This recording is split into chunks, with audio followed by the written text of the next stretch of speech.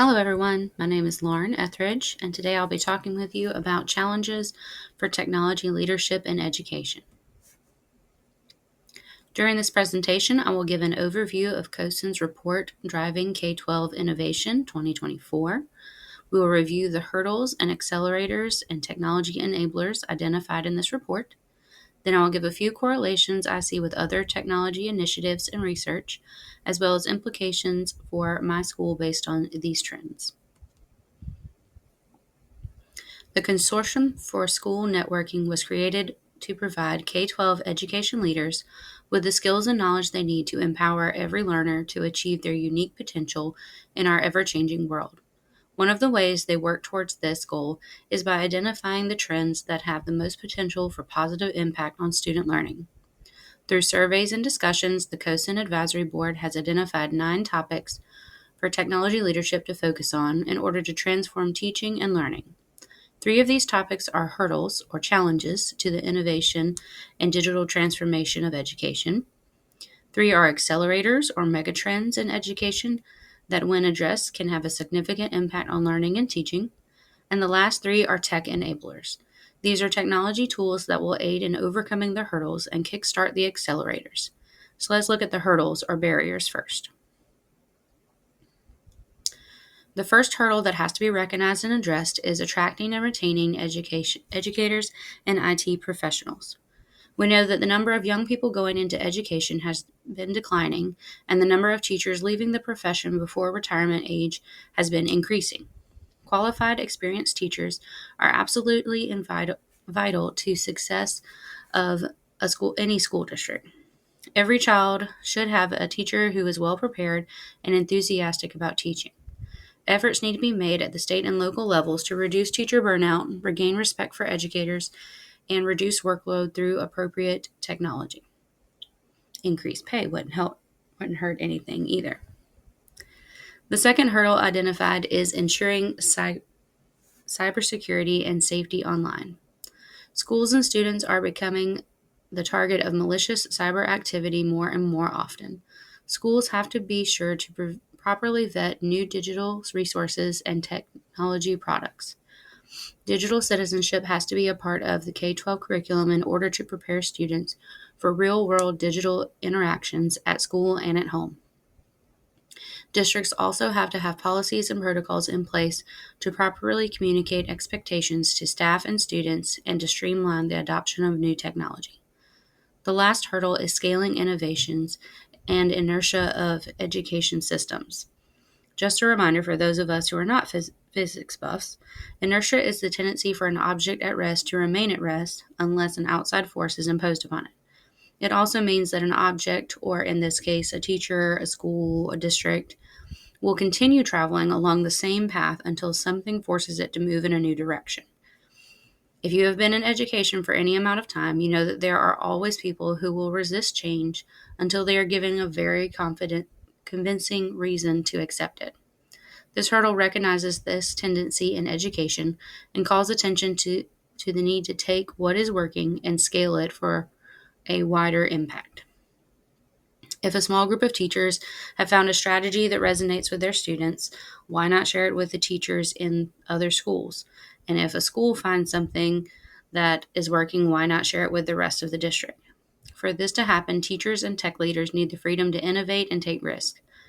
Then they need the opportunity to share what they have discovered, whether it is something that works or something that doesn't work. Then leadership can help evaluate and scale these strategies in order to have a wider impact on student learning.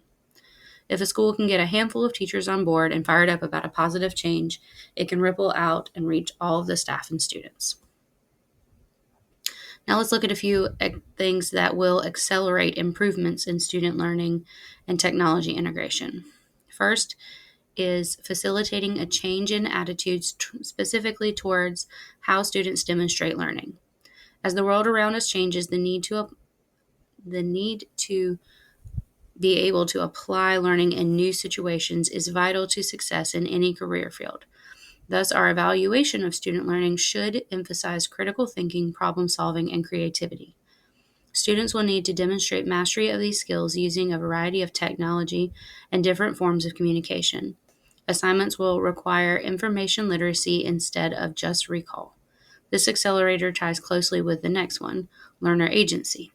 This means that students have the opportunity to make decisions about their learning, whether that involves choosing the direction of study, the specific topic of focus within a broader unit, or the method by which they demonstrate their learning. Giving students voice and choice increase the engagement and student ownership of their learning experience. In order to make the shift toward learner agency, teacher agency needs to be encouraged as well.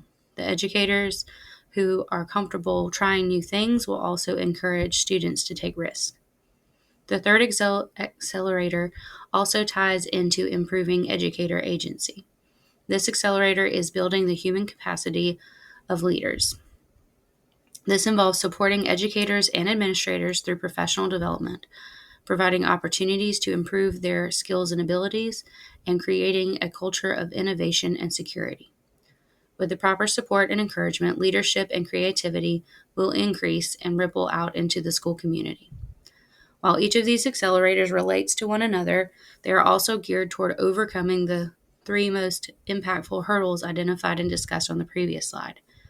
In order to achieve these goals, educators and tech leaders need the proper tools. This is where our tech enablers come into play. The first tech enabler identified is generative AI for its potential to support teachers and reduce burnout, but also for the need to educate students on ethical use of generative AI and much needed safety and security precautions. In order for teachers and students to be prepared to use and address generative AI concerns, there needs to be extensive professional development provided and policies in place to ensure safety and privacy.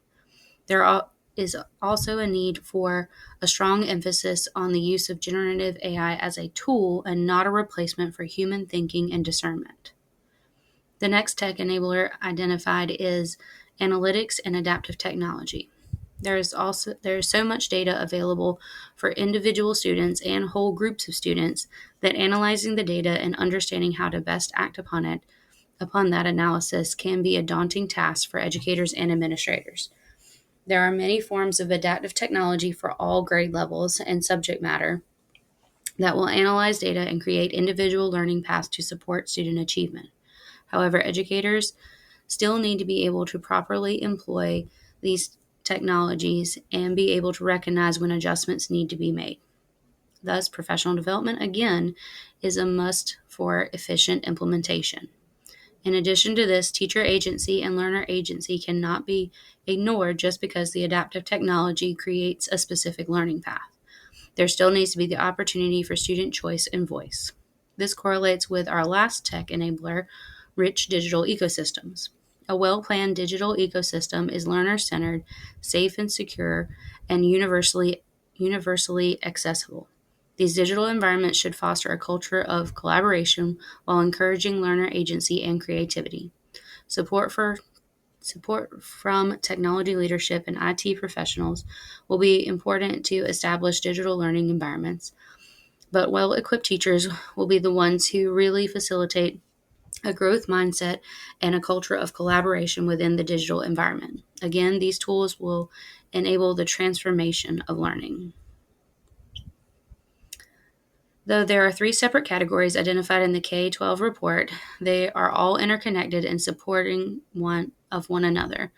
There were many great visuals in the report, so if you haven't checked it out, I would highly recommend that. But I especially loved this one that showed the interconnectedness of all of those needs identified. The Coaston report called these bridges or themes across the concepts. As you look at the many ways the concepts intersect, the need for professional development to support educators and technology leaders becomes more and more evident and is one of the top calls to action from the Coaston Advisory Board. We have to support our teachers if we want them and our students to be successful. As I read the Coaston report, I could see many correlations to other frameworks and concepts that we have discussed in this course and others throughout the EdTech program. The next few slides highlight correlations between the K-12 Innovation report and the Coaston's framework, as well as the Future Ready Schools framework and the ISTE Standards for Education Leaders. I will not read over all of the details on each page, so feel free to pause the presentation and review the bullet points if you would like. My main objective on these slides is to give a visual of the correlation between the identified hurdles, accelerators, and technology enablers in relation to these other frameworks.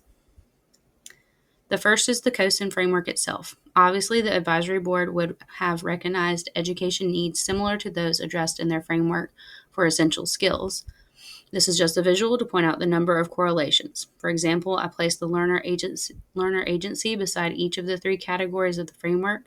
In order to facilitate learner choice and voice, there has to be an understanding of environmental educational environment and a vision for increased learner agency and the technology resources to support varied learning paths.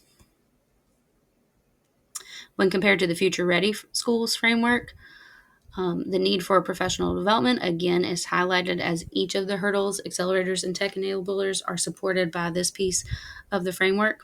One education need that also spans multiple gears is the hurdle of changing attitudes toward demonstrating learning. I put this next to curriculum instruction and assessment, as well as use of space and time and community partnerships. While administration and educator mindsets need to be shifted first, communication with families, businesses, and community members will also help facilitate this adjustment of expectations to fit real-world needs. Looking at the ISTE standards for leaders, there's a lot of overlap between the needs identified in the K-12 report. Many of the standards support multiple facets of tech integration and shifts in teaching and learning expectations. For example, if generative AI is going to be effectively addressed, tech leaders need to be connected as learners themselves by expanding their understanding and reaching out to support other educators. In the meantime, there also needs to be a clear vision and systems in place for teaching and using generative AI in the classroom, while also recognizing that generative AI is a tool, not a replacement for teachers or student creativity. Looking at the big picture, it may seem overwhelming to think about all of the pieces that have to come together in order to successfully overcome these hurdles in education. However, these frameworks and reports are here to give schools and districts a place to begin their efforts. Thinking about my school district and education across the state of South Carolina, here are a few things that stand out to me. As a state, we have made strides toward attracting and retaining educators by increasing the opportunity and support for alternative paths to teaching certificates, as well as increased mentorship and support for new teachers. However, individual districts still need to improve accessibility to professional development that is relevant, timely, and actionable. This will empower teachers to take risk and innovate with technology. Our district in particular needs to establish a common vision for technology integration. I would love to see each school, as well as our district, have a tech mission statement that could unify teachers across grade levels and schools in support of engaging environments. After increasing professional development and creating a common vision, I would like to see our district develop a culture that celebrates innovation by recognizing efforts along with successes in tech integration. I believe that these three things would facilitate the use of technology enablers to overcome the hurdles to learner-centered education. Well, that wraps up my presentation for today. I'm sorry I was a little long-winded, guys. I had a lot to say about these. Here are my resources that I referenced in our discussion. Thank you for taking the time to view my work. I hope everyone has a great day.